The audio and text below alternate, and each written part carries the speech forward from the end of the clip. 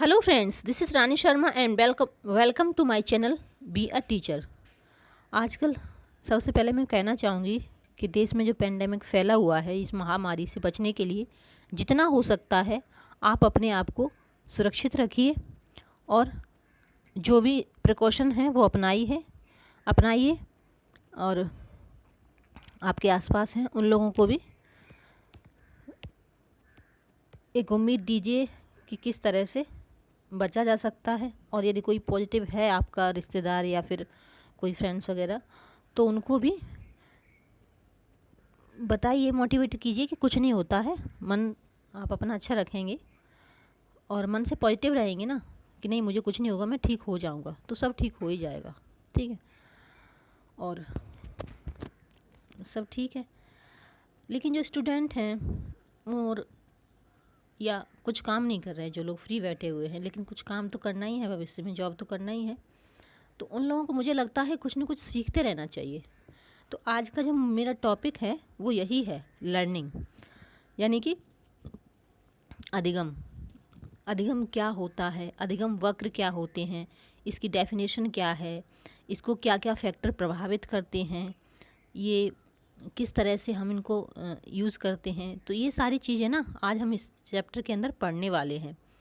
और मुझे लगता है लर्निंग का मतलब सिर्फ ये नहीं है कि जो आपका सब्जेक्ट है आपका क्लास पास करना ही है, बल्कि लर्निंग में तो आपको कई सारी चीज़ें आती हैं, चाहे फिज़िकल एक्टिविटी कुछ हो, जैसे आप कोई नई चीज़ सीख रहे हैं, कोई नई लैंग्वेज सीख लीजिए। ठीक है, मतलब इस समय का आप प्रयोग कीजिए एक अपॉर्चुनिटी की तरह। आपको मौका मिला है घर में बैठने का, बाहर नहीं जा सकते, कुछ काम नहीं है, मोबाइल तो है ही सभी के पास। ठीक है, ऑनलाइन कोई भी कोर्स कर सकते हैं आप, यूट्यूब से सीख सकते हैं, कहीं से भी जहाँ भी जो भी आपको इंटरेस्टेड चीज़ लगे आप वहाँ से सीख सकते हैं, लेकिन सीखना ज़रूर है। तो आज हम यही पढ़ेंगे कि लर्निंग है क्या और ये किस तरह से काम करती है। ठीक है, तो चलिए, दूसरी बात मैं बताना चाहूँगी कि जो टेलीग्राम चैनल है मेरा, यहाँ पे आपको ये इस लिंक पे, टेलीग्राम चैनल पे जो मैं यूट्यूब पे पढ़ाती हूँ सीटेट या किसी भी स्टेट से रिलेटेड एग्ज़ाम के लिए जो भी कंटेंट है वो सारा मैं यहाँ पे अपलोड कर देती हूँ, तो आप वहाँ से ले सकते हैं। और शॉर्ट नोट की तरह मैंने बनाया हुआ है, क्योंकि आप कई सारी किताबें खोजेंगे इधर उधर से, पता नहीं कहाँ कहाँ से कुछ मिलेंगी कुछ नहीं मिलेंगी, तो यहाँ क्या है, एक सारी किताबों का सार निचोड़ के जो जो आपको ज़रूरत है एग्ज़ाम में, जो जो आते हैं सिर्फ उतना ही, एक्स्ट्रा कुछ नहीं, सिर्फ एग्ज़ाम में जितना आता है उतना ही क्या है यहाँ पे मैं डाल दूँगी, शॉर्ट नोट की तरह डालती रहती हूँ। आप ये लिंक जब आप चेक करेंगे तो वहाँ आपको मिल जाएगा, बी ए टीचर करके ही मिल जाएगा। ठीक है, तो चलिए अब हम देखते हैं कि लर्निंग है क्या। What is learning? Learning is a relatively permanent change in behaviour that occurs as a result of experience. यानी कि लर्निंग जो है वो रिलेटिवली परमानेंट चेंज है व्यवहार में, जो कि हमारे एक्सपीरियंस के द्वारा हमें मिलता है। ठीक है, बहुत सारी डेफिनेशन है ये, लेकिन यहाँ जो डेफिनेशन मैंने दी है वो सबसे ज़्यादा प्रचलित है और सबसे ज़्यादा ये लोग इसी का यूज़ करते हैं, तो यही मैंने यहाँ पे ली है। हिंदी में देखना चाहें तो हिंदी में है, अधिगम एक ऐसी मानसिक प्रक्रिया है जिसके द्वारा व्यक्ति परिपक्वता की ओर बढ़ते हुए तथा अपने अनुभवों का लाभ उठाते हुए अपने व्यवहार में परिवर्तन या परिमार्जन करता है। वही बात है कि आप जो सीख रहे हैं तो आपके व्यवहार में परिवर्तन तो आना ही है। अपने अनुभव के द्वारा जो जिसके व्यवहार में परिवर्तन आता है वही लर्निंग है। अब यदि देखा जाए कि व्यवहार में परिवर्तन, यदि temporary changes are not learning, मतलब व्यवहार में सभी तरह के व्यवहार में हुए परिवर्तनों को सीखना नहीं कहा जा सकता। अब जैसे थकान की वजह से, बीमारी की वजह से या कोई ड्रग्स वगैरह लेने की वजह से, परिपक्वता आदि से व्यवहार में जो परिवर्तन आता है उसको सीखना नहीं कहा जा सकता। जैसे आप बीमार हैं या गुस्से में हैं या ये सब, ये जो भी मैंने लिखा है उनकी वजह से आप कुछ काम कर रहे हैं, तो वो लर्निंग नहीं होगी, उसको अधिगम नहीं कहेंगे, क्योंकि वो कुछ समय के लिए होगा, टेम्पररी होगा, तो टेम्पररी चेंज को लर्निंग नहीं कहा जा सकता है। जो परमानेंट चेंज होता है, रिलेटिवली परमानेंट चेंज होता है, वही अधिगम होता है। ठीक है, जैसे आप बीमारी में किसी को बुरा भला कुछ कह दें गुस्से की वजह से, तो ऐसा नहीं है कि वो व्यवहार आपका बन गया, ये लर्निंग हो गई, वो चीज़ लर्निंग नहीं होगी। ठीक है, आपको डरा धमका के किसी ने आपके कंधे पे बंदूक रख के कहा कि ये काम कर लो या कुछ भी, तो वो लर्निंग नहीं होगी। उस समय आप वो काम कर लोगे तो ऐसा नहीं मानना चाहिए कि यही आपने सीख लिया है, अब आप ऐसा ही करते रहोगे, तो ऐसा नहीं है। फिर है अधिगम प्रक्रिया में रुचि, प्रेरणा व वातावरण का विशेष महत्व है। तो ये महत्वपूर्ण है कि अधिगम की जो प्रक्रिया होती है उसमें आप कितने इंटरेस्टेड हो, कितने प्रेरित हो, और आपको वातावरण कैसा मिल रहा है, इस सब का बहुत महत्व है। ये सब होने से क्या है, आपका अधिगम बहुत अच्छा होगा और जल्दी होगा। फिर है डेफिनेशन ऑफ लर्निंग, यानी अधिगम की कुछ परिभाषाएं हैं। तो जो परिभाषाएं थोड़ी सी सरल थी वही मैंने यहाँ पे ली हैं। जैसे पहली है गेट्स के द्वारा, ये काफ़ी फेमस है कि अनुभव द्वारा व्यवहार में परिवर्तन लाना ही अधिगम है, यानी अनुभव के द्वारा व्यवहार में परिवर्तन लाना ही अधिगम है। और दूसरा है वुडवर्थ, यानी नवीन ज्ञान और नवीन प्रतिक्रियाओं को प्राप्त करने की क्रिया ही अधिगम है। और क्रो एवं क्रो, ये दोनों हस्बैंड वाइफ थे और काफ़ी फेमस थे। तो इनके अनुसार जो डेफिनेशन थी, इन्होंने जो अधिगम की परिभाषा दी थी वो थी कि सीखना आदतों, ज्ञान व अभिवृत्तियों का अर्जन है। ठीक है, तो ये कुछ परिभाषा हैं, डेफिनेशंस हैं, आप इनको लर्न कर सकते हैं। और फिर है मोटिवेशन। मोटिवेशन के बारे में वी.एफ. स्किनर कहते हैं, motivation is the national highway of learning, यानी कि प्रेरणा अधिगम के लिए राष्ट्रीय राजमार्ग है। यानी कि यदि आप मोटिवेटेड हैं तो क्या होगा, जिस तरह से नेशनल हाईवे पे हमारी गाड़ी चलती है काफ़ी स्पीड में, उसी तरह से आपकी लर्निंग की गाड़ी चलेगी यदि आप मोटिवेटेड हैं। ठीक है, तो ये वी.एफ. स्किनर ने डेफिनेशन दी थी, ये मोटिवेशन की डेफिनेशन है, ये अधिगम की नहीं है। फिर है कैरेक्टरिस्टिक ऑफ लर्निंग, यानी कि अधिगम है उसकी कुछ विशेषताएं हैं। पहली बात तो ये कि लर्निंग इज़ यूनिवर्सल, यानी कि जो लर्निंग है, अधिगम है, वो यूनिवर्सल है, सार्वभौमिक है, हर जगह हम सीख ही रहे हैं। हम पैदा होते हैं तब से लेके बोलना सीखते हैं, चलना सीखते हैं, पढ़ना सीखते हैं, साइकिल चलाना, मतलब कुछ भी है ना, वो सारी चीज़ें क्या है, अधिगम है। तो ये सार्वभौमिक है, हम जन्म से लेके मृत्यु पर्यंत तक जो भी सीखते हैं वो सब क्या है, अधिगम है। ठीक है, तो इसलिए ये क्या है, यूनिवर्सल है। दूसरा है learning is a goal oriented, यानी कि लर्निंग जो है वो उद्देश्यपूर्ण है। यानी कि यहाँ पे मान लीजिए हम पढ़ रहे हैं, तो किस लिए पढ़ रहे हैं, टीचर बनने के लिए ना। तो ये क्या है, एक उद्देश्य है कि हमें टीचर बनना है, इसलिए हम यहाँ पढ़ रहे हैं। थर्ड है learning is the life long process, तो जो लर्निंग है वो जीवन पर्यंत चलती है। आपने देखा होगा बच्चा पैदा होता है तब से लेकर मरने तक हम कुछ ना कुछ सीखते ही रहते हैं, है ना। तो क्या है, ये जीवन पर्यंत है। फोर्थ है learning is the organisation of experience, यानी आपको क्या है, आपने जो भी लर्निंग हुई है उनको अपने अनुभवों का संगठन आना चाहिए, जोड़ना आना चाहिए, यही आपकी लर्निंग है। ठीक है, अपने एक्सपीरियंस को बांधना आना चाहिए कि और यूज़ करना आना चाहिए अपने एक्सपीरियंस को, जब ज़रूरत पड़े वहाँ पे, तब तो लर्निंग हो गई, अदरवाइज लर्निंग नहीं हुई है। ठीक है, फिर है learning is the process of adjustment, यानी कि समायोजन की प्रक्रिया। आप समाज में रहना, समायोजित करना सीख गए, इसका मतलब लर्निंग हो गई। ठीक है, तो लर्निंग क्या है, समायोजन की भी एक प्रक्रिया है। लर्निंग इज़ द ग्रेजुअल, यानी कि सीखना एक क्रमिक प्रक्रिया है। मान लीजिए हम क्या है, हमेशा सीखते रहते हैं। आपने साइकिल सीखी, आपको लगा हाँ मैं तो सीख गया साइकिल, लेकिन किसी दिन आप भीड़ वाले इलाके में गए, रोड पे गए, तो अचानक से आपके हाथ कांपने लगे। यानी कि आपने सीख तो ली, लर्निंग तो हो गई, लेकिन क्या है, ये ग्रेजुअल है। ग्रेजुअल यानी कि धीरे धीरे और हमेशा होती ही रहती है, आप उसमें और बेटर होते रहते हो। ठीक है, आप साइकिल चलाना सीख तो गए, लेकिन एक ट्रैफिक वाली जगह पे वहाँ पे अगर आपको दिक्कत आ रही है, इसका मतलब अभी लर्निंग हो रही है, ठीक है, पूरी तरह से ख़त्म नहीं हुई है। तो चलती रहती है हमेशा लर्निंग, ठीक है। आप उस चीज़ में और मास्टर होते जाते हो हर चीज़ में। आप यदि सीखते रहते हो तो, करते रहते हो तो, छोड़ देते हो तो रुक जाती है। तो उसके बारे में पढ़ेंगे कि उसे क्या कहेंगे, ठीक है। फिर है फैक्टर्स अफेक्टिंग लर्निंग, यानी कि जो अधिगम है उसको प्रभावित करने वाले क्या क्या कारक हैं। तो ये 2 कारक हैं, एक तो पर्सनल फैक्टर है, दूसरा एनवायरमेंटल फैक्टर है।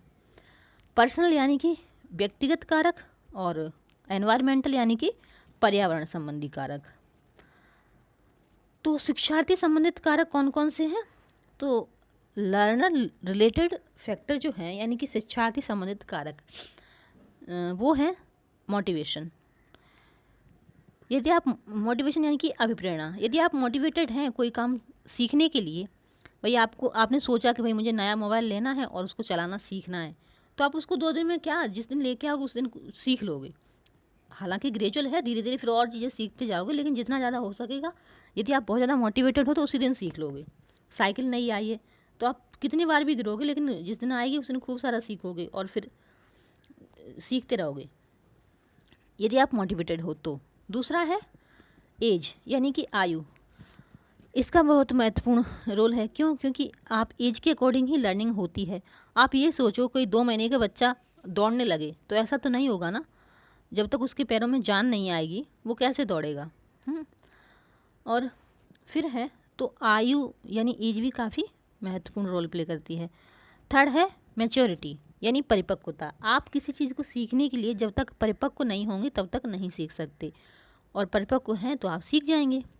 फिर है इंटेलिजेंस, यानी कि बुद्धि।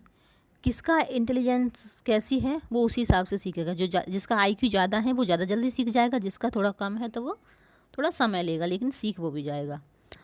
फिर है एप्टीट्यूड, यानी क्षमता। आप एक दिन में 1 चैप्टर समझते हो या 2, जैसी आपकी क्षमता है उस तरह से लर्निंग होगी। फिर है फैटीग, यानी थकान। आप थके हुए हो तो लर्निंग नहीं होगी, क्योंकि थके होने पर कोई काम करने का मन नहीं करता, तो लर्निंग भी नहीं होगी, चाहे वो फिजिकल हो या मेंटल हो। फिजिकल एंड मेंटल हेल्थ, तो ये यदि आप शारीरिक रूप से या मानसिक रूप से स्वस्थ नहीं हैं तब भी लर्निंग नहीं होगी, और स्वस्थ हैं तो लर्निंग बहुत अच्छी होगी, ठीक है। तो यही है। फिर है इंटरेस्ट, यानी कि रुचि। आप कोई भी चीज़ यदि आप सीखना चाह रहे हो, यदि आप उसमें इंटरेस्टेड हो तब तो लर्निंग हो जाएगी, और इंटरेस्टेड ही नहीं हो तो नहीं हो पाएगी। फिर है एटीट्यूड, यानी कि अभिवृत्ति। आप अपने टीचर के प्रति या आप जिससे सीख रहे हो उसके प्रति आपका एप्टीट्यूड कैसा है। भले आप मान लो आप ये सोचते हो कि ये तो कुछ नहीं, इनको कुछ नहीं आता, ये क्या सिखाएंगी, है ना, तो आप नहीं सीख पाओगे। भले कोई आपको कितनी भी मेहनत करके सारा कंटेंट ला के दे, कितना भी अच्छा ला के रख दे, फिर भी आप नहीं सीख पाओ, क्योंकि आपका उस टीचर के प्रति आपका एप्टीट्यूड ही सही नहीं है, एटीट्यूड। और फिर है विलिंगनेस टू लर्न, यानी कि सीखने की इच्छा।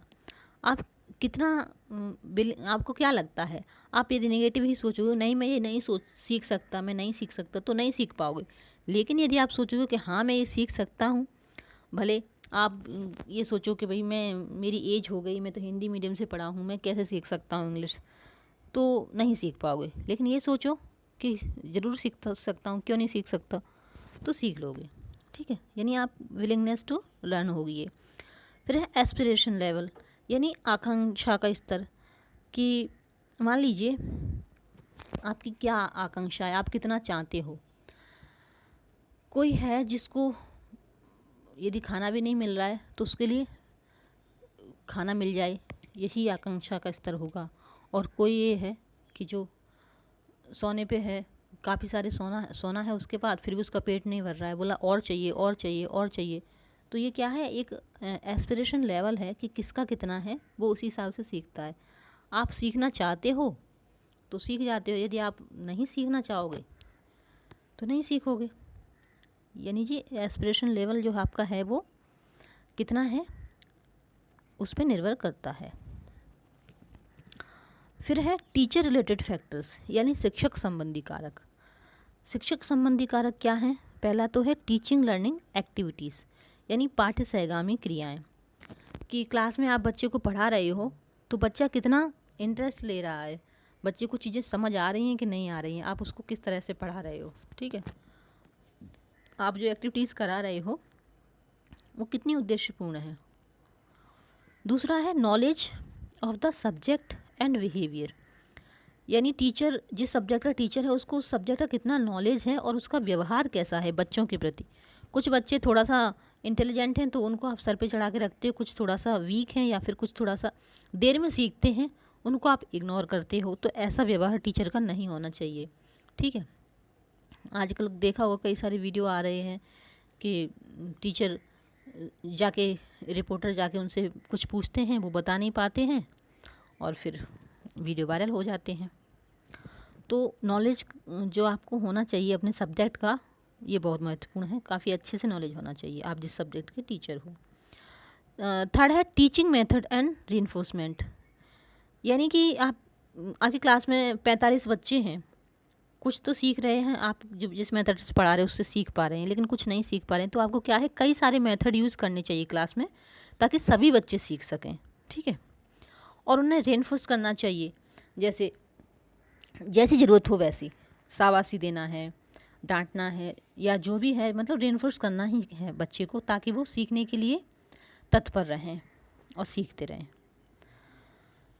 फिर नेक्स्ट है फैक्टर्स रिलेटेड टू कंटेंट, यानी कि जो हमारा कंटेंट है उससे रिलेटेड जो फैक्टर हैं उनमें पहला है विषय वस्तु की उद्देश्यपूर्णता, यानी कि जो विषय आप पढ़ा रहे हो सब्जेक्ट वो कितना उद्देश्यपूर्ण है। और दूसरा है पाठ्यक्रम की संरचना व प्रकृति, यानी कि आप जो सिलेबस पढ़ा रहे हैं उसकी संरचना कैसी है, कहीं उसको ऐसा तो नहीं है कि बहुत कठिन हो, समझ में ही नहीं आए, उसकी संरचना और प्रकृति ऐसी होनी चाहिए, सरल होनी चाहिए, जो समझ में आए, सीख सकें। थर्ड है विषय वस्तु का क्रम, यानी कि आप पढ़ाते हो तो सबसे पहले आपने जो विषय वस्तु का क्रम है वो कैसा रखा है, सरल से जटिल तो नहीं, जटिल रखा है या जटिल से सरल, तो सरल से जटिल होना चाहिए ताकि बच्चे इंटरेस्ट लें शुरू में और फिर धीरे धीरे करके उसको कठिन बनाते जाइए ताकि वो इंटरेस्टेड हो जाएंगे एक बार सीखने में तो फिर सीखने लगेंगे ही। और आकार, यानी कि इतना ज़्यादा आकार नहीं होना चाहिए कि साल भर में पूरा ही ना हो, और मात्रा, कंटेंट उतना ही होना चाहिए जितना आप पूरा कर सको एक साल में, सिलेबस उसी हिसाब से रखना चाहिए। फोर्थ है अभ्यास का उचित विभाजन, यानी कि आप पढ़ते हो तो अभ्यास को किस तरह से, 4-5 सब्जेक्ट हैं तो कौन सा सब्जेक्ट किस दिन पढ़ना है, मतलब सारे सब्जेक्ट डेली नहीं तो एक दिन छोड़ के जैसे भी आपको करना है उस हिसाब से सब्जेक्ट जो अभ्यास करना है, कब प्रैक्टिस करनी है, कब रीडिंग करनी है, कब लर्न करना है, तो ये सारी चीज़ें क्या है, अभ्यास का उचित विभाजन के अंतर्गत आती हैं कि किस तरह से पढ़ना है और पढ़ाना है। फिर नेक्स्ट है आपका factors related with the system, यानी कि जो सिस्टम है जहाँ पे बच्चे एजुकेशन लेते हैं, हम जो सीखते हैं, उस अधिगम व्यवस्था से संबंधित जो कारक हैं वो क्या क्या हैं। तो पहला तो है कक्षा में छात्रों के बैठने की समुचित व्यवस्था, यानी कि बच्चों को बैठने के लिए ठीक से स्पेस मिल रहा है या क्लास इतना छोटा है कि उसमें बच्चे आ ही नहीं रहे हैं।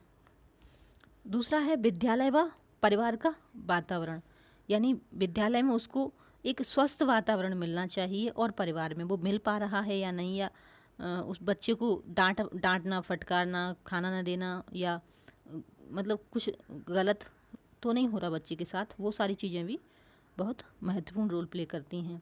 थर्ड है कमरों में रोशनी तथा हवा का प्रबंध, यानी कमरे ऐसे होने चाहिए जिसमें रोशनी और हवा ठीक से आ सके।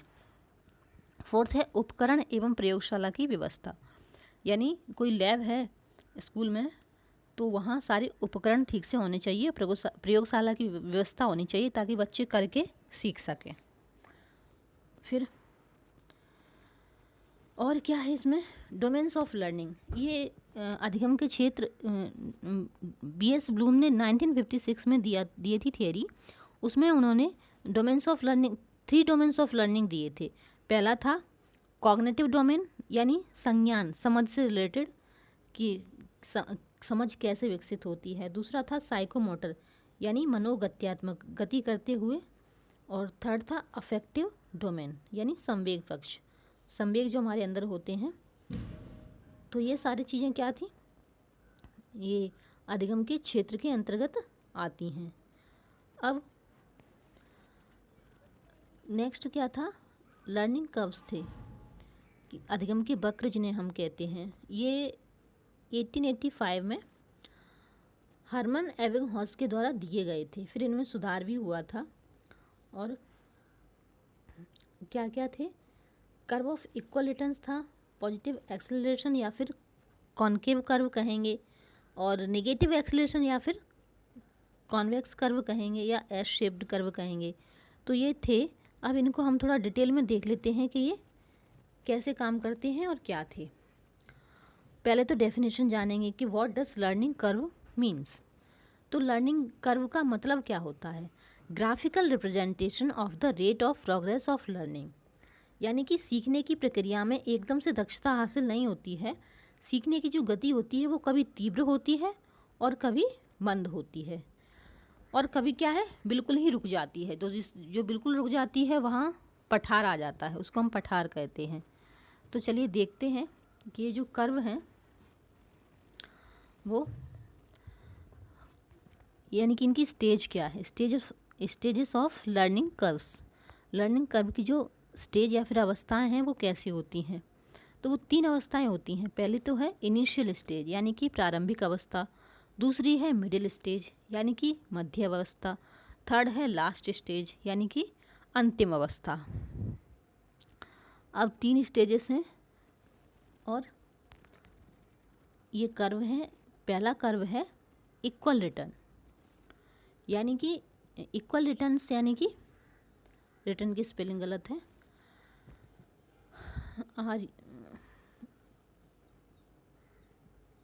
फिर है सॉरी इसको क्या कहेंगे आप ठीक कर लीजिए, रिटर्न आर एन होगा यहाँ पे, और इसको हिंदी में कहेंगे समान निष्पादन वक्र, यानी कि सीखने की जो गति है वो समान होती है और यही एक आदर्श स्थिति है। ऐसा बहुत ही कम होता है। मान लीजिए ये यहाँ आपको दिख नहीं रहा होगा, ये कर्व बना हुआ है इस तरह से। अमाउंट ऑफ लर्निंग मतलब आप जितना याद कर रहे हैं उतना ही क्या है, आपने जैसे क्या किया, आपने एक चैप्टर पढ़ा उतना याद होगा, दूसरे दिन वो चैप्टर पढ़ा वो भी याद हो गया। मतलब क्या है, आप जितना पढ़ते हैं उतना ही याद हो जाता है। तो ये क्या है, इक्वल रिटर्न्स है। ये स्थिति आदर्श होती है, लेकिन ऐसा एक्चुअली होता नहीं है। यदि ऐसा होता है तो बहुत अच्छी बात है कि आप जितना डेली पढ़ते हो उतना ही आप समझ जाते हो, याद कर लेते हो। ऐसा होता नहीं है। वैसे मान लिया आपने 100% पढ़ा तो 80 या 60% ही आपको याद रह पाता है, आप समझ पाते हो। लेकिन यदि आपको 100 का 100% समझ आ रहा है, याद रह रहा है, इसका मतलब ये क्या है, इक्वल रिटर्न्स का कर्व है ये, ठीक है, जिसे हम समान निष्पादन वक्र कहते हैं। फिर है पॉजिटिव एक्सेलरेशन और कर्व, यानी धनात्मक त्वरण या अवतल वक्र। तो इसे बढ़ता हुआ या अवतल वक्र भी कहा जाता है। प्रारंभ के प्रयासों में गति मंद और बाद में तीव्र हो जाती है। ये यहाँ पे ये कर्व बना हुआ है, लेकिन ये ठीक से नहीं है कि शुरू में आपने सीखा तो लर्निंग थोड़ी धीमी होती है, बाद में एकदम से तेज हो जाती है। हो सकता है आपने किसी सब्जेक्ट को पढ़ना स्टार्ट किया या कुछ सीखना शुरू किया तो आपको शुरू में कुछ चीज़ें समझ में ना आए, इसलिए क्या है ये गति थोड़ी सी धीमी होगी, लेकिन बाद में आपके कंसेप्ट क्लियर हो गए तो आप एकदम से सीखने लग जाएंगे, यानी जो गति है वो तीव्र हो जाएगी। फिर नेक्स्ट है नेगेटिव एक्सेलरेशन और कन्वेक्स कर्व, यानी कि ऋणात्मक त्वरण या उत्तल वक्र।